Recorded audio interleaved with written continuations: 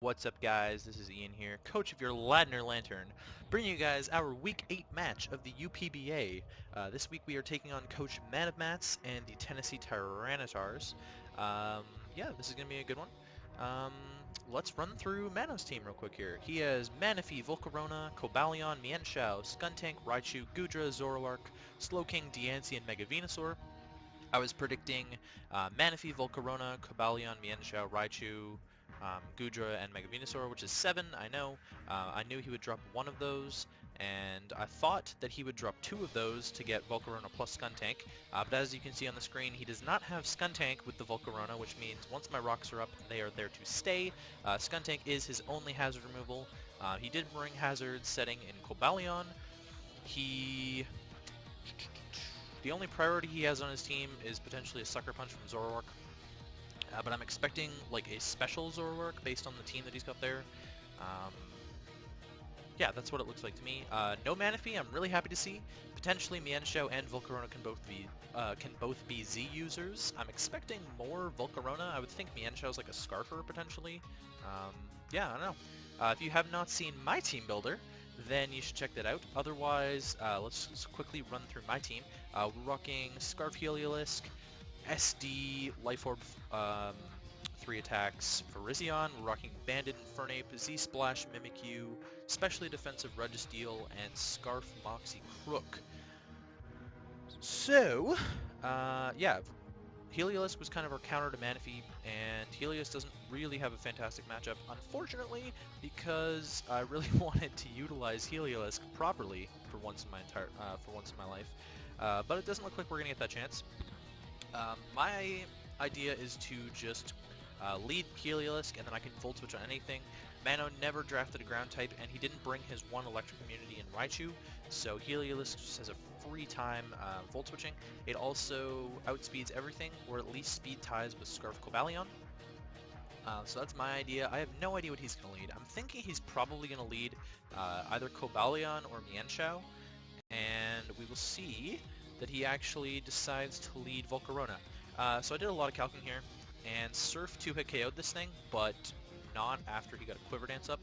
So I decided to just Volt Switch to my Infernape, which threatens this out. It's literally the only thing I have that threatens this out.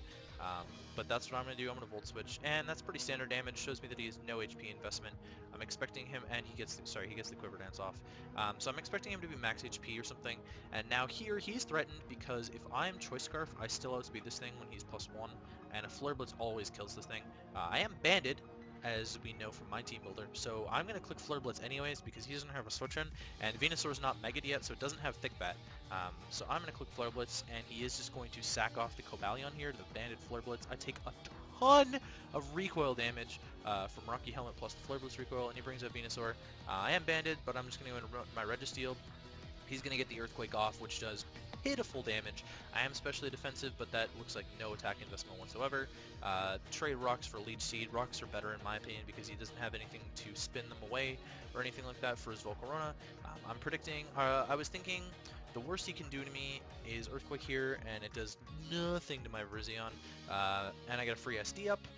Sludge Bomb did nothing, he does go for the Toxic, and now at this point my Zen Headbutt's going to do a lot to this thing. We can see that's specially defensive based on that damage.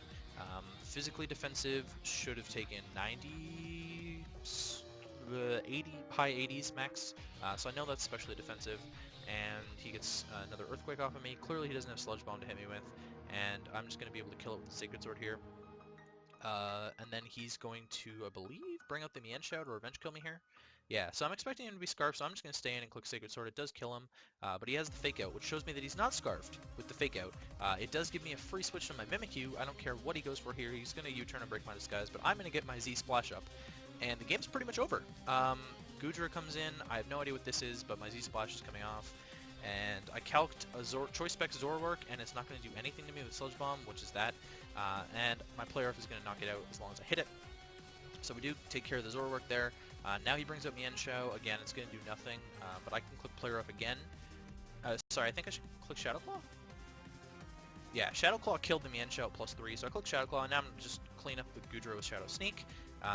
In comes the Volcarona. This dies to Shadow Sneak. If he could hope for a burn, and it won't do anything. And then Mienshao comes out here. He's actually at the top of the range of a +3 Shadow Sneak from killing him right here if he's max HP. So I'm going to go for the Shadow Claw because I know it's going to kill. Best thing he has to hit me with his U-turn, but Shadow Claw takes out the Mienshao. And Mimikyu picks up, I believe, 4 kills?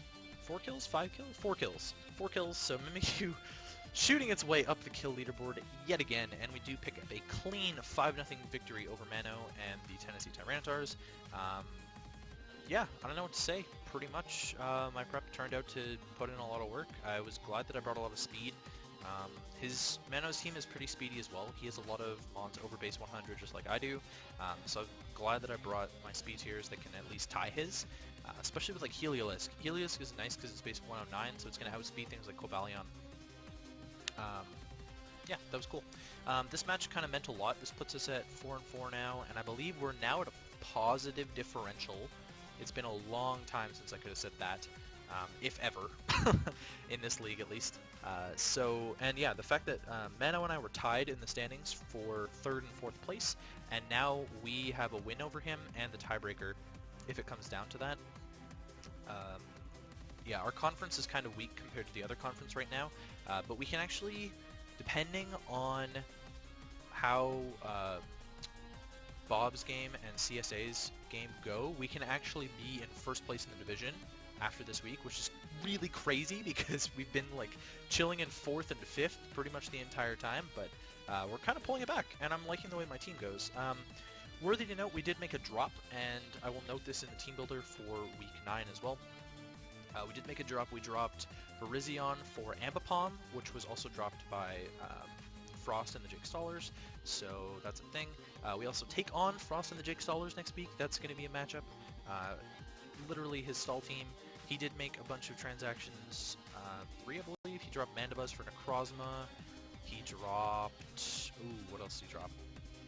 Ambipom for Licky Licky, and Machamp for Pangoro. So his team's more bulky now, slower, and doesn't hit as hard, but that's just how he likes to play. So yeah, that'll be a thing. Yeah, I don't know, pretty clean match, and I'll see you guys for a week 9 team builder taking on Frost and the Jake Stallers.